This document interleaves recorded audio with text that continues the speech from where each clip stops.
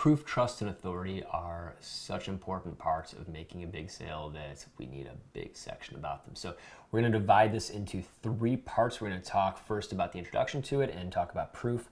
Then we're going to give you some elements to show proof. And then in the 3rd section, we're going to talk about trust and authority and how you know you've got enough.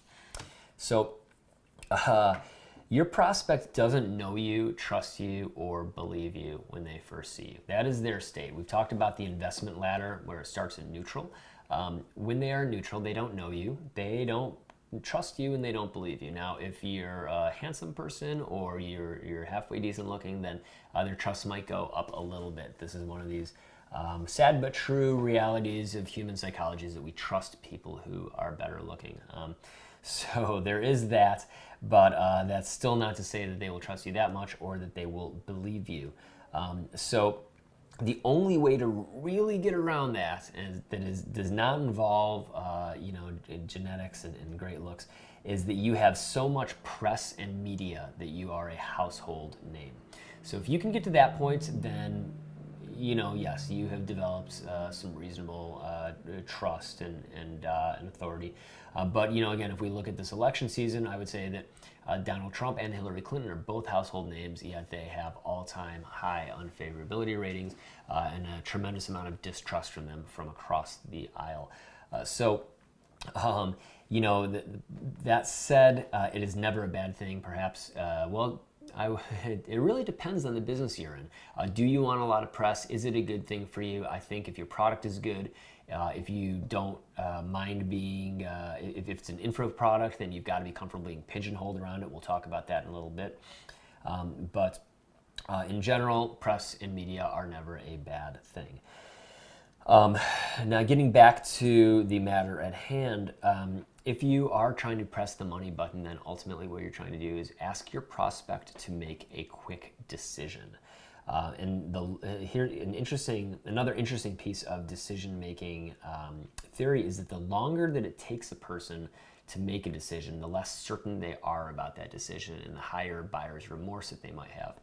So to bring you into the weird world of buying outdoors gear, if you've ever spent any time on outdoorgearlab.com, then you may know the OCD that comes from trying to buy something as simple as a hard shell or a rain jacket.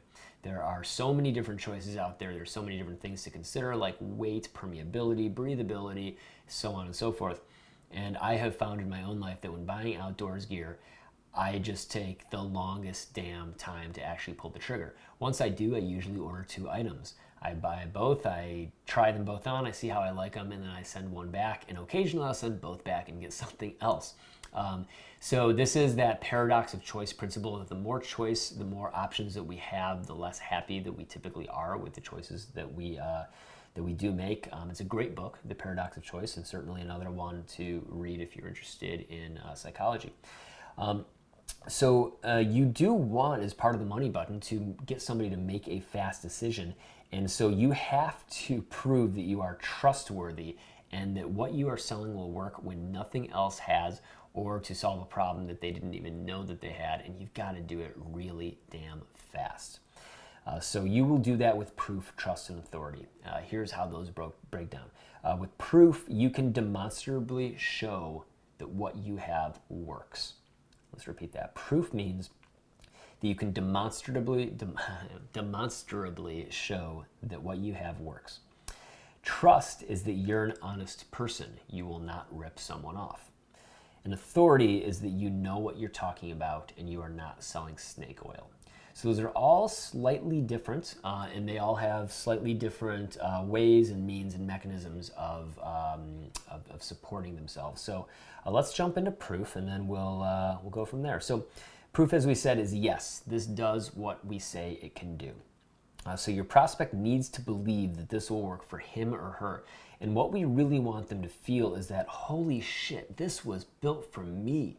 Like this, somebody just, God created you and you created this, and this is for me. If you can get your prospect feeling that way, that is a good sign that you have established enough proof.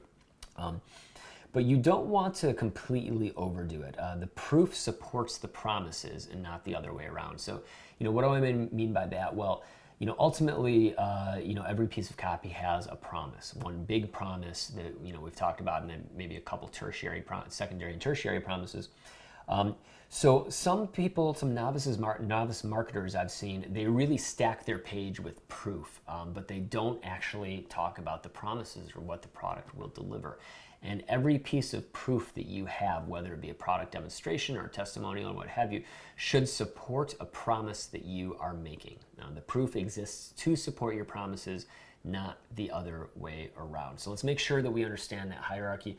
Whether you're writing copy, whether you're inserting a testimonial, whether you're designing a page, there's the promise and the benefit that you are claiming, and then there's the proof that backs it up. And the proof has to be the backup to the promise, not the other way around. I wanted to repeat that enough times to make sure that we did not miss it.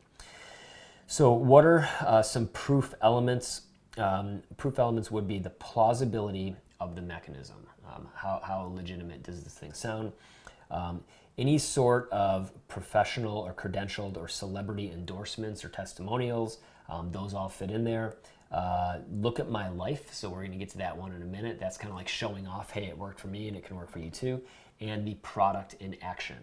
So those are the pieces that we're going to explore as we dive into proof. And I'd be remiss if I didn't add one more, and that is the connection that you have with your audience. Now, that's not necessarily going to prove that something works, but any empathy that they feel towards you is going to increase their trust, and that just subtly bleeds over into the way that they feel about, I trust this guy, so what he's saying must be true. Those are the elements, and we are going to take a pause now that we've introduced everything, and we are going to dive into the elements of proof in the next video.